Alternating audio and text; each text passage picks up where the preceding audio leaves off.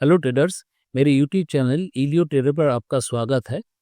देखिए, निफ्टी में लास्ट सितंबर 2024 से मार्च 4 मार्च तक करीब करीब 17% का एक गिरावट दर्ज किया गया। और मार्च 4 के बाद इन्होंने फिर इसके रिकवरी किया। जो रैली दिखाई दे रहा है वो करीब आज तक, जब मैं रिकॉर्डिंग कर रहा हूँ तब तक 8 to 9% के आसपास इसने रिकवरी किया। मान लेते हैं कि 50% के आसपास रिकवरी किया। एग्जैक्ट 50% तो नहीं है, कुछ कम है, वो 50% मान के चलते ये रिकवरी किया। तो ये रिकवरी क्यों हो रहा है, किस लिए गिरावट हुआ था, ये सब जानने के लिए इसके वीडियो के लेटर अंतिम में मैं जब टेक्निकल एनालिसिस करूंगा तब पता लगाऊंगा कि इसका रैली कहाँ तक जाएगा, इसका टारगेट क्या हो सकता है। पहले तो जान ली ये गिरावट क्यों हुआ था। इस गिरावट के कुछ कारण है।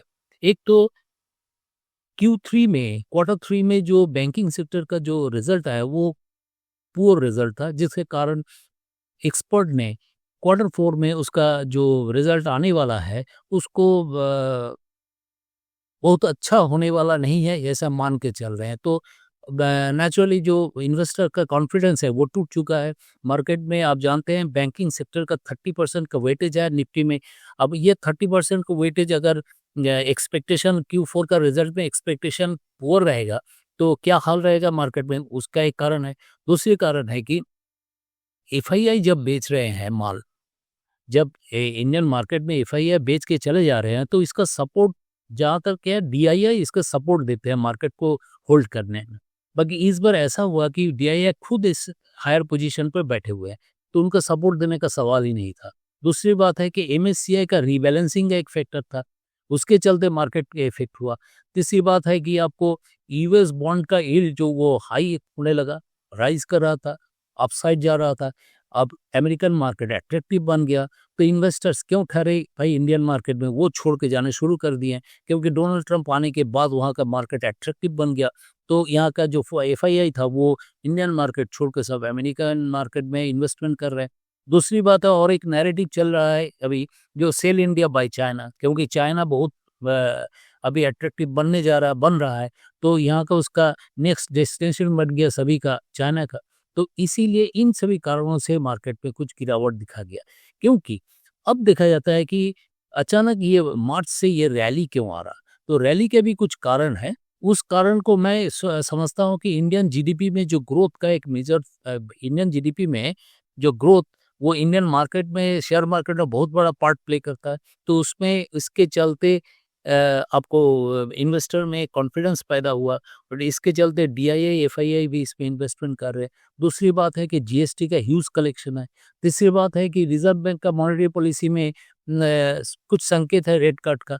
तो ये एक्सपेक्टेशन और एक्चुअल रेट कट दोनों ही मार्केट में एक लिक्विडिटी पैदा करती है जो इन्वेस्टर्स का कॉन्फिडेंस को बूस्ट करती है। दूसरी बात है कि आपको इंडियन रूपी का स्टेबिलिटी के बारे में वो कुछ स्टेबल दिखाई दे रहा है और इससे फॉरेन एफआईआई को यहाँ इन्वेस्टमेंट करने में इंटरेस्ट पैदा हो रहा है। और कुछ इंडियन कंपनीज का पॉजिटिव कॉर्पोरेट अर्निंग के साथ संकेत आ रहे हैं। हाँ, इस तरह की कुछ चीज़ें हैं जो आपको इन्वेस्टर्स में कॉन्फिडेंस पैदा किया, उसी के चलते इस रैलीज को आने की हम मुझे भी लगता है। और आईटी और बैंकिंग सेक्टर जो आपको इकोनॉमी हमारे शेयर मार्केट में एक बहुत बड़ा इफेक्ट पैदा करते हैं, उससे अभी इसके जो रिजल्ट आने वाले हैं इससे कुछ लगता है कि कुछ पॉजिटिव संकेत आ रहे हैं जो इसमें इन्वेस्टर्स को। और तो ये सब कारण था, कुछ न्यूज़ जो मार्केट में है उसी को आपके साथ शेयर किया हूँ। अब चलते हैं टेक्निकल एनालिसिस करके ये पता लगाएं कि ये फॉल क्या पहले से पता था और ये रैली भी पहले से पता था, अगर है तो कहाँ तक जा सकता है। चलिए अभी निफ्टी का टेक्निकल एनालिसिस करके देखते हैं कि इसका मूवमेंट क्या होने वाला है और क्या हो रहा है, क्यों हो रहा है। तो according to Elliott wave theory मुझे देखना है कि इसमें कुछ वेव्स को आइडेंटिफाई करके पता लगाना है किस वेव बना हुआ है, कौन वेव बनने जा रहा है। बार चार्ट पे चले जाते हैं और अगर मैं इसे पहले से मैं मार्किंग किया हूँ वो कुछ इस तरह से, ये first wave, second, third, fourth, fifth. अगर ये फोर्थ वेव कंप्लीट हो चुका होगा तो इसका मूव क्या होगा, फिफ्थ वेव के लिए आगे बढ़ेगा। दैट मीन्स ये बुलिश होगा, ये बुलिश होना ही है। एक दूसरा है कि क्या ये फोर्थ वेव कंप्लीट हो चुका है? अगर होगा तो उसका रीजन क्या है? देखिए यहाँ पर जो सेकेंड वेव बना है ये कुछ इस तरह का है, ज़्यादा डीप नहीं बना है, वो शैलो सेकेंड वेव बना हुआ 23.6% में आकर टिका हुआ है। तो अगर मान के चलते हैं फोर्थ वेव कंप्लीट होगा तो ये फुलफिल करना चाहिए, क्योंकि ये 23.6% में होने से इसको डीप होना है, क्योंकि ये शैलो है। फोर्थ वेव को डीप होना है, बाकी डीप कहाँ तक हुआ देखिए 38.2% पर आकर टिका हुआ है। तब इसका मूवमेंट का स्ट्रेट अपसाइड होगा। अगर ये फोर्थ वेव कंप्लीट हो चुका होगा तो इसका मूवमेंट कुछ इस तरह से अपसाइड होना का है। बाकी ये मुझे नहीं लगता, क्योंकि ये अभी तक कंप्लीट हुआ कि नहीं जरा देख लेते हैं। वो कैसे देखेंगे, चलिए मैं लोअर टाइम फ्रेम में चलते हैं। वीकली चार्ट, मैं डेली चार्ट में चला जाता हूँ। डेली चार्ट में देखिए, इसमें सबसे पहले तो पता लगाते हैं कि ये एक करेक्टिव स्ट्रक्चर, उसमें अगर वेव लाइन से जोड़ते हैं तो कुछ इस तरह से दिखाई देगा आपको। मैं इस वेव लाइन को हटा देता हूं। अब एबीसी स्ट्रक्चर में ये क्या सी वेव कंप्लीट हुआ तभी तो पता लगाएंगे कि ये फोर्थ वेव कंप्लीट हुआ। जी हाँ, देखिए इस तरह से मैंने जब मार्किंग किया तो ये 1 2 3 4 5 that means fourth wave complete है। होने के इसलिए ही दिस इज द रीजन वो फोर्थ वेव कंप्लीट हुआ और ये फिफ्थ वेव के लिए आगे बढ़ रहा है। बाकी मुझे अभी तक तो एक डाउट है कि ये सैलो बना 38.2%, इसे और थोड़ा नीचे जाना चाहिए था। वो कैसे? और सेकेंड वेव एक सिंपल वेव था, पहले बता चुका हूँ। सेकेंड वेव जो है यहाँ पर ये एक सिंपल वेव है। देखिए ये एक सिंपल वेव बना है, तो इसीलिए इसे कॉम्प्लेक्स होना एज पर according to Elliott wave theory ये थोड़ा कॉम्प्लेक्स होना चाहिए। वो किस तरह से कॉम्प्लेक्स होगा तो किस तरह से बनेगा, मुझे लगता है यहाँ कंसोलिडेशन एक होगा, पैदा करेगा। तो उसका मूव क्या होना चाहिए, वो मूव होना चाहिए कुछ इस तरह से, ऐसे जाएगा सेकेंड, थर्ड, फोर्थ, ये फिफ्थ, इसके बाद इसका मूव आएगा। ये एक लॉन्ग चैप्टर है, इतना जल्दी होने वाला नहीं है, इसीलिए मैं इसके तरफ अभी नहीं जा रहा हूँ। अभी फिलहाल जो होगा ये मूव इसका अपसाइड रहेगा, ये मान के चलते हैं। और थर्ड जो ऑप्शन है वो किस तरह का है, मान लीजिए ये ए बना, ये थ्री वेव से एक सिंगल ए वेव बनेगा तो ये बी वेव बनेगा। तब इसका मूवमेंट किस तरह का होगा, इसका थोड़ा सा और ऊपर जाएगा, फिर ये नीचे आएगा, फिर ये ऊपर की तरफ जाएगा।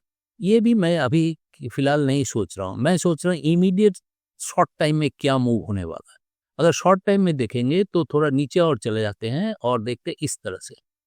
देखिए यह फर्स्ट वेव, सेकेंड, थर्ड, ये फोर्थ वेव बनेगा, तब जाके फिफ्थ वेव बनेगा। ये छोटा सा इम्पल्सिव, ये इम्पल्सिव है, वो किस तरह से बनेगा, वो कुछ first, second, third, fourth, fifth. तो अगर ये फोर्थ वेव बनेगा तो मुझे लगता है इसका नीचे की तरफ आएगा, फिर ऊपर जाएगा, फिफ्थ वेव जाएगा, फिर नीचे की आएगा। ये शॉर्ट टर्म में बन सकता है। तो मुझे फिलहाल इस तरह के स्ट्रक्चर को ही डिपेंड करेंगे, आगे पहले जो बताए हैं उस पर हम डिपेंड नहीं करें, क्योंकि ये कुछ इस तरह से बनेगा। अगर मैं इसे वेव नंबर से दूं, first wave, second, third, fourth, fifth, तब जाके ये आएगा आपको ए, फिर ये रहा बी, ये सी। इस तरह का कुछ स्ट्रक्चर बनने जा रहा है। तो पहला यही शॉर्ट टर्म में ही सोच के रखिए, लॉन्ग टर्म में अभी मत सोचिए, क्योंकि क्या होने वाला है वो ग्रेजुअली पता चलेगा। फिलहाल हम सोचते हैं कि इस तरह का एक मूवमेंट होने वाला है। तो फिर भी मैं ये मान के चलिए, ये कोई टिप्स और के रिकमेंडेशन नहीं है, जस्ट एक स्टडी है। आप स्टडी को एंजॉय कीजिए। इसके बाद कोई क्वेश्चन है तो बताइए, अगर अच्छा लगे तो जरूर शेयर कीजिए, लाइक कीजिए, सब्सक्राइब कीजिए और मुझे बताइए किस तरह से लगेगा। और कोई आपको जानकारी चाहिए तो कमेंट कीजिए। बस यहीं पर ख़त्म करते हैं। Thank you very much.